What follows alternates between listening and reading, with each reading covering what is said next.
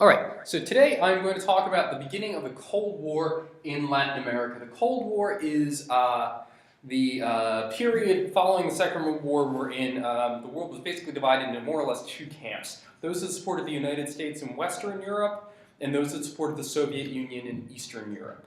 Today we're going to talk about how the beginning of the Cold War and how it affected Latin America. We're specifically going to look at the example of Guatemala. So the beginning of the Cold War.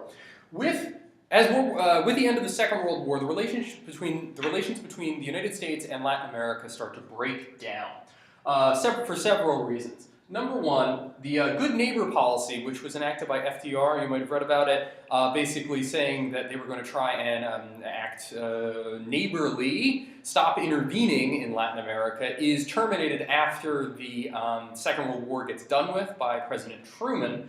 And so the United States makes it their business to get in Latin America's business again. Additionally, the United States and Europe want Latin America to return to the old export-import model.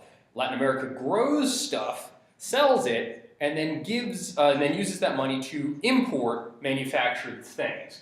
The reasoning behind this is the United States is a massively industrialized country by the end of the Second World War. It has all those factories that produce tanks, guns, planes, etc., and it was never bombed or anything, and so its industrial capacity was never damaged.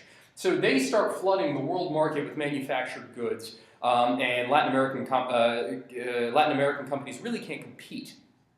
Additionally, the United States opposes economic nationalism from the region. What that means is, we'll see, and this is what it means. The United States starts to see any kind of resistance to foreign intervention as nothing short of communism. In other words, if a Latin American country resists an American company's attempt to buy up large amounts of land or something like that, they interpret that resistance as not only being communism, but actually as being funded and brought about by the Soviet Union. Basically, any kind of communism any kind of socialism in Latin America is communism, and if you're a communist in Latin America, that means the Soviet Union put you there. So you're basically like a foreign agent. In keeping with this, the U.S. backs a whole lot of anti-communist dictators who are just really bloody bad people. For example, Trujillo in the Dominican Republic, Papa Doc de Valle, and then Baby Doc de Valle, his son, in Haiti, and then the Somozas in Nicaragua. There's a story that a government official, it's debatable whether it's the president or the Secretary of State, no one's exactly sure, someone was describing Somoza to him as a bastard. And this official, the president or the Secretary of State, said, yeah, but he's our bastard. So all three of these and the other dictators that we'll later talk about were strictly anti-communism. They were totally willing to kill innocent people, do all sorts of really bad stuff, but so long as they were anti-communism, the United States was willing to support them. In fact, in 1954, in order to get Latin America to agree that communism is a bad thing, the Declaration of Caracas is signed, and what that says is that Marxism is a foreign influence in Latin America. It's signed by the Organization of American States. You can steam what that is, the OAS. But what this means is that Latin America, the signatories of this agreement say that communism does not belong in Latin America, that any communism in Latin America is not grown in Latin America, rather it's imported from outside, meaning the Soviet Union. Okay. So that's the beginning of the Cold War. Let's take a look at Guatemala. Guatemala kind of leads the resistance against the U.S. agenda. Keep in mind, Guatemala is a pretty small country. It's in Central America. It's not particularly important. So the fact that we got this involved this quickly in Guatemala is really shocking. So let's talk about that involvement. Guatemala leads the resistance. In fact, they vote against the Declaration of Caracas. And the reason is, from 1944 to 1954, 10 years, they have two nationalist presidents. The first is Juan José Arevalo.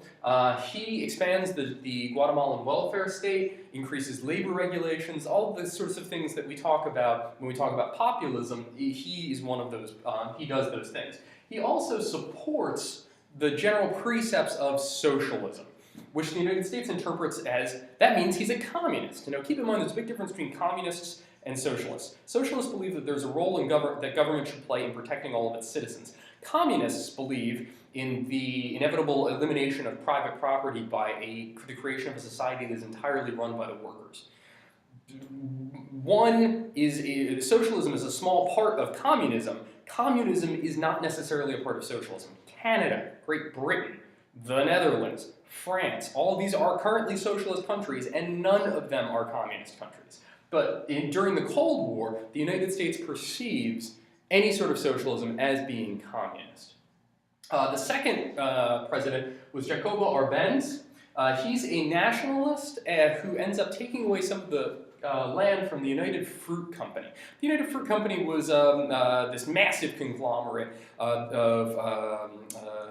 a fruit company that principally used bananas, but it was involved with a bunch of other tropical fruits in Central America. And it had some very, very powerful people in the United States government who had invested in it, including the Secretary of State and the head of the Central Intelligence Agency.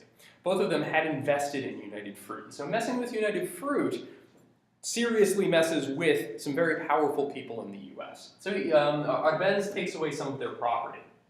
He also recognized the legitimacy of some aspects of Marxism.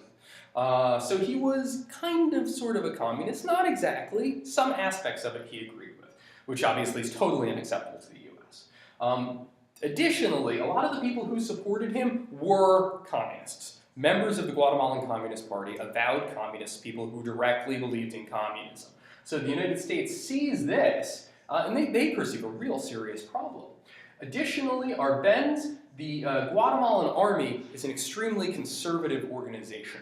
They believe firmly in the idea of God and country. They believe in the role of the church. They believe the Amerindians should keep their mouths shut. It's a very, very, very conservative institution. Arbenz begins to see the army as a threat to his government, which, P.S., was legitimately elected. Both Arbenz and Arevalo, they both won elections. They're totally democratically elected.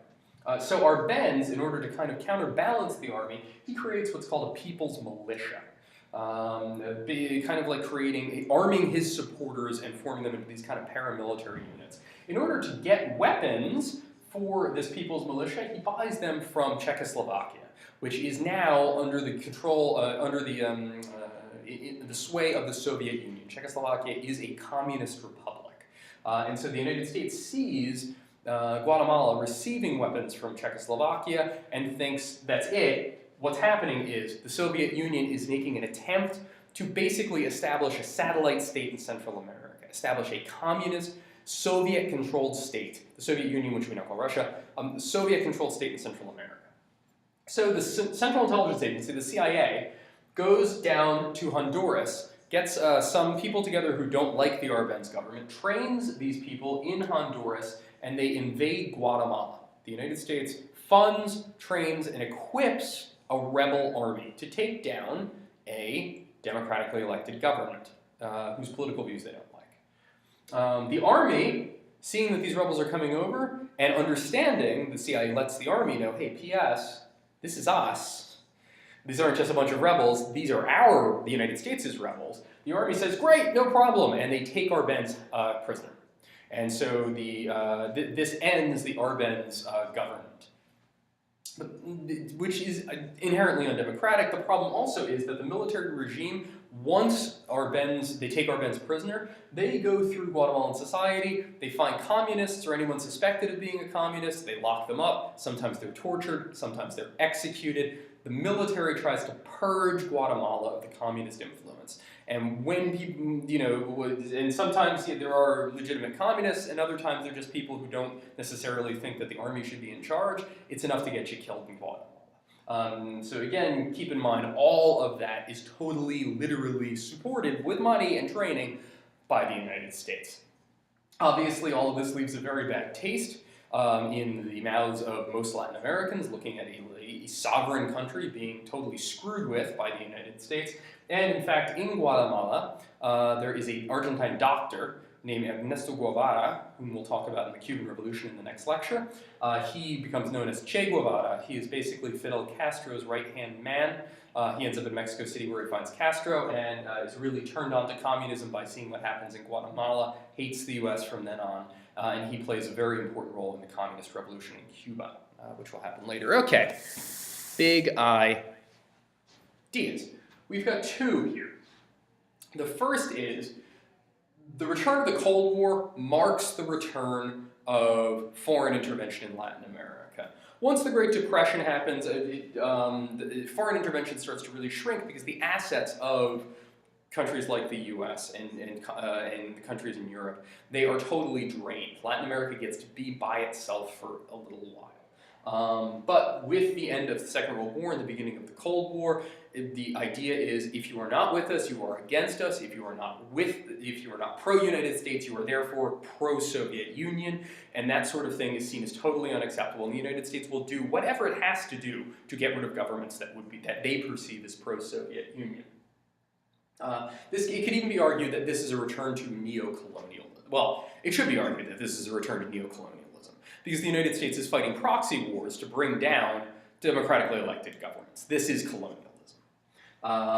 And also what we see here is the old elite, the people who are being attacked by nationalist governments and populists, combination of the working class and the middle class, the old elite that was getting attacked, they come back into power. The elite that had basically headed up the oligarchic governments of the liberals in the late 19th, early 20th century, this elite, the landed elite oftentimes, the very rich, are the ones who come back into power during this period. However, there is some room now for the middle class. The changes, the economic and social changes brought about by economic changes such as industrialization undeniably increase the power of the middle class. And so it's no longer just this tiny little elite and then everyone else who's really, really, really, really poor. You get the beginning of a middle class, although we're talking here about a tiny little elite, a tiny-ish middle class, depending on the country, maybe a little bigger, maybe a little smaller, and then many, many, many poor. So that is also a change. Okay, the next lecture we will talk about is going to be the Cuban Revolution.